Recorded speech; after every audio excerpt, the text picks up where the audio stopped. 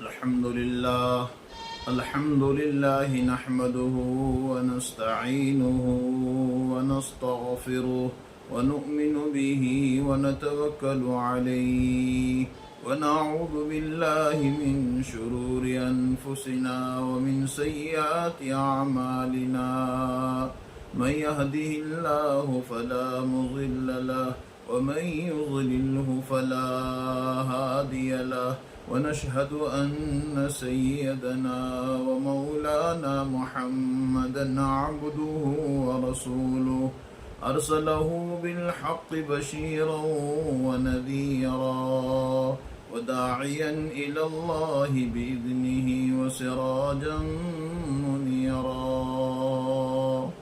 أعوذ بالله من الشيطان الرجيم. والذين جاهدوا فينا لنهدينهم سبلنا وإن الله لمع المحسنين.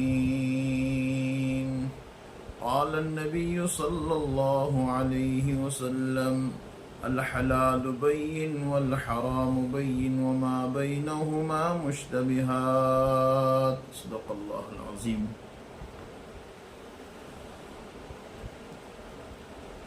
محترم حضرات، آج آپ کے سامنے رزق حلال کے متعلق چند باتیں عرض کرنی ہے.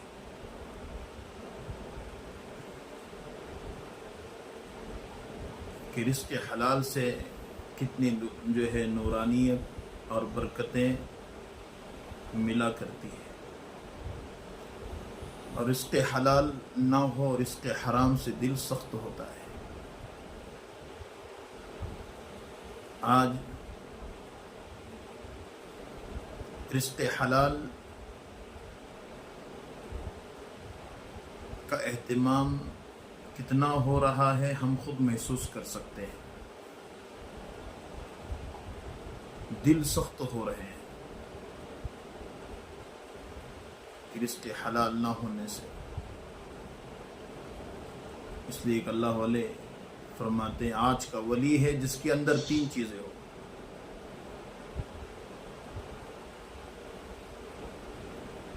جو 5 وقت نماز کا اہتمام کرے، نمبر 2 اپنے آنکھوں کی حفاظت کرے، اور نمبر 3 اپنے پیٹ کا لقمہ صحیح بنائے، یعنی حلال روزی کمائے. بڑی برکتیں ہیں رزق حلال کی. اس لیے حدیث میں ہے الحلال بین والحرام بین وما بینہما مشتبہات. حلال بھی واضح، حرام بھی واضح، ان دونوں کے درمیان کی مشکوک چیزیں بھی واضح ہیں، مشتبہ چیز. اگر کوئی یہ چاہتا ہے اپنی دعائیں قبول ہو، وہ اپنے پیٹ کا لقمہ صحیح کرے. اللہ مستجاب دعوات بنائے گا، دعائیں اس کی قبول ہوگی جو اپنے پیٹ کی لقمے کو صحیح کرے.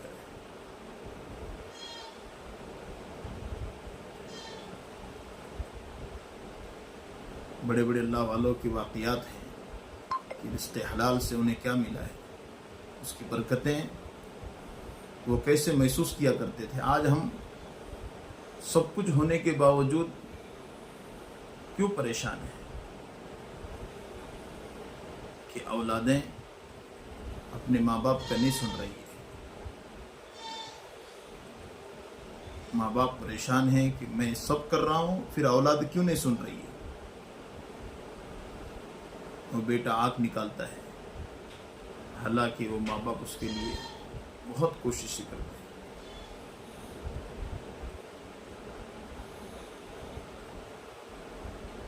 اس لیے رزق حرام سے اجتناب اور رزق حلال کی تلاش. دعا سکھائی، اللہ کے نبی دعا کیا کرتے تھے اللہم انا نسألک علما نافعا وعملا متقبلا ورزقا حلالا طیبا وشفاء من کل داء. دعا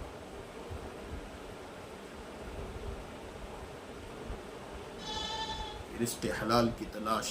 رزق حلال کے لیے دعاؤں کا اہتمام، یہ بہت ضروری چیزیں ہیں۔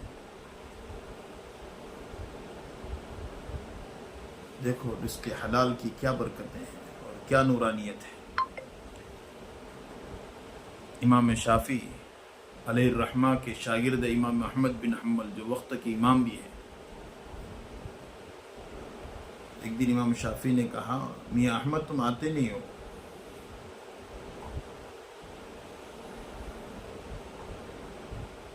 تو امام احمد بن حنبل اپنے استاد کی ملاقات کے لیے چلے۔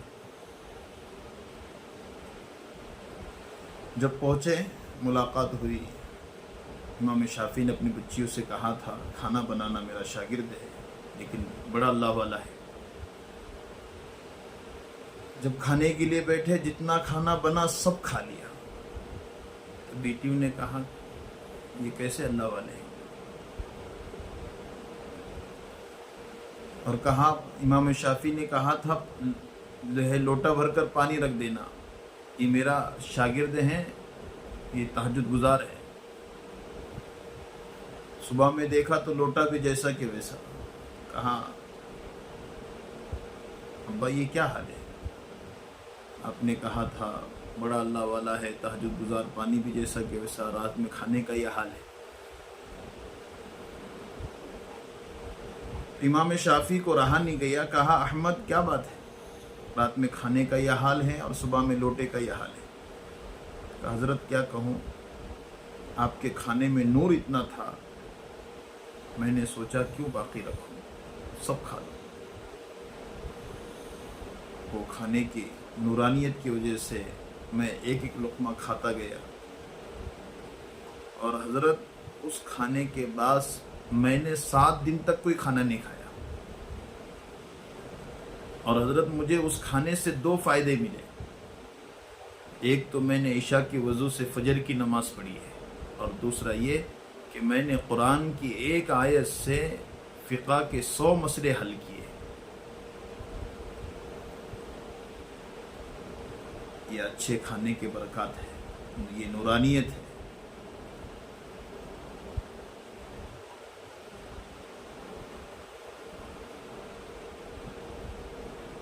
ایک بزرگ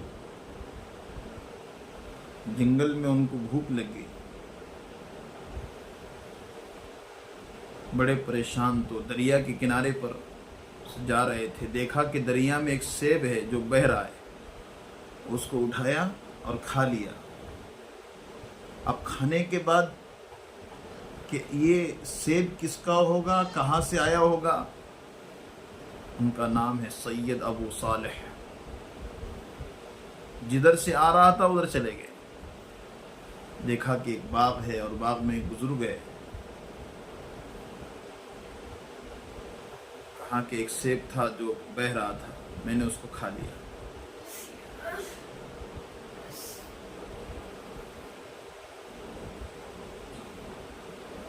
جو بھی ہوگا اس کی سزا یا معاوضہ میں دینے کے لیے تیار ہوں۔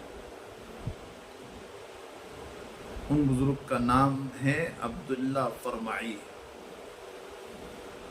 انہوں نے کہا اس کی سزا یہ ہے کہ 10 سال تک میرے باغ میں کام کرنا پڑے گا۔ ایک تو شرط یہ ہے، دوسری شرط بعد میں کہوں گا۔ محترم حضرات، ایک سیب کے کھانے پر 10 سال اس باغ میں کام کیا۔ جب 10 سال مکمل ہو گئے تو اب دوسری شرط کہ میری ایک لڑکی ہے جو آنکھ سے اندھی، کان سے بہری، ہاتھ سے لولی، پیر سے لنگڑی، ایسی لڑکی سے نکاح کرنا ہوگا۔ کہا کہ کوئی بات نہیں، اگر اس سے بھی میری اپنی زندگی بچ سکتی ہے اور میں آخرت میں اللہ کے سامنے مجرم نہیں بن سکتا ہوں، میں اس کے لیے بھی تیار ہوں۔ نکاح ہو گیا، کہا کہ جاؤ یہ کمرے میں، یہ تمہاری لڑکی جو ہے جس سے تم نے نکاح کیا وہ کمرے میں ہے۔ گئے تو دیکھا تو آنکھ سے اندھی بھی نہیں، کان سے لولی بھی نہیں، ہاتھ سے بہری بھی نہیں، پیر سے لنگڑی۔ کہا کہ ہو سکتا ہے دوسرے کمرے میں آیا ہوں۔ کہا کہ نہیں، وہی کمرہ ہے۔ آنکھ سے اندھی اس لیے ہے کہ آج تک اس نے اس آنکھ سے کوئی غلط نہیں دیکھا، کان سے بہری اس لیے ہیں آج تک اس نے اس کان سے کوئی غلط بات نہیں سنی، اور پیر سے لولی اس لیے ہیں کہ اس نے آج تک کوئی ایسے قدم نہیں اٹھائے ہیں۔ جب شوہر ایسا ہو، بیوی ایسی ہو، تو ان کی گوشت سے پیدا ہونے والے عبداللہ ابن مبارک، ہاں یہ ہیں حلال مال کی برکتیں۔ آج اس کا اہتمام نہیں ہو رہا ہے کہ ہم اپنے بچوں کے پیٹ میں حلال مال ڈالیں۔ حلال مال ڈالیں گے، بیج ڈالا جاتا ہے، جیسا بیج ہوگا ویسا پھل آئے گا۔ اگر ہمارا اپنا مال صحیح ہوگا تو اس کے اثرات مرتب ہوں گے، جو ہے بچے بڑے بڑے اللہ والے بنیں گے۔ ہماری اپنے گھروں کے اندر پھر عبد القادر جیلانی، نظام الدین اولیاء، بختیار کاکی، معین الدین چشتی، ایسے بڑے بڑے اللہ والے جنم لیں گے، اور پھر ہماری اپنی زندگیوں میں سکون چین ہوگا۔ یہ حلال مال کی برکتیں ہیں۔ آج دیکھ رہے ہیں کہ آدمی یہ تمام چیزوں کی طرف اس کا دھیان نہیں، بس آ جائے اور ہم کپڑا ہے تو پہن لیں، کھانے کی اشیاء ہے تو کھا لیں، مکان بنانا ہو کوئی، کہ حرام کیا ہے حلال کیا ہے اس کی طرف کوئی دھیان نہیں ہے۔ اس کے لیے دعاؤں میں اللہ سے مانگے، اے اللہ ہمارے اپنے پیٹ کی لقمے کو حلال بنا دے، اے اللہ ہمیں کسی کا محتاج نہ بنا، یہ دعائیں کرنی چاہیے۔ دیکھو پھر اللہ کیسے نوازنے کے فیصلے کرے گا۔ اس لیے اللہ سے خوب دعاؤں کا اہتمام، دعاؤں میں حلال مال مانگے، اللہ ہم سب کے لیے آسان فرمائے۔ وآخر دعوانا الحمد للہ رب العالمین۔